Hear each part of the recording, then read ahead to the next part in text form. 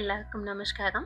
ഇന്ന് വനിതാ പാചകത്തിലൂടെ ഒരു കിടിലൻ ഈസ്റ്റർ ഡെസേർട്ടാണ് ഇൻട്രൊഡ്യൂസ് ചെയ്യാൻ പോകുന്നത്. കാണാൻ നല്ല ഭംഗിയുള്ള ടേസ്റ്റായി ചോക്ലേറ്റ് കോക്കനട്ട് ക്രീമി എഗ്സ് എങ്ങനെ ഉണ്ടാക്കാൻ നോക്കാം. ആദ്യം ചോക്ലേറ്റ് മെൽറ്റ് ചെയ്യാം. ഞാൻ ഇവിടെ ഡാർക്ക് കോമൺ ചോക്ലേറ്റ് ആണ് എടുത്തുള്ളത്. ചോക്ലേറ്റ് ഗ്രേറ്റ് ചെയ്ത് വെക്കാം. ഒരു പാനിൽ വെള്ളം ചൂടാക്കണം. ഒരു ഡ്രൈ ബൗളിൽ ചോക്ലേറ്റ് ഇട്ട് ആ ബൗൾ സിമ്മറായ വെള്ളത്തിന് മുകളിൽ വെച്ച് ഡബിൾ ബോയിലിംഗ് മെത്തേഡിൽ മെൽറ്റ് ചെയ്യാം. ചോക്ലേറ്റ് നന്നായി മെൽറ്റ് ആയാൽ എഗ് മോൾഡിൽ എടുത്ത് അതിൽ ചോക്ലേറ്റ് സ്പ്രെഡ് ചെയ്യാം. ഫ്രിഡ്ജിൽ 5 മിനിറ്റ്സ് സെറ്റ് ആക്കണം.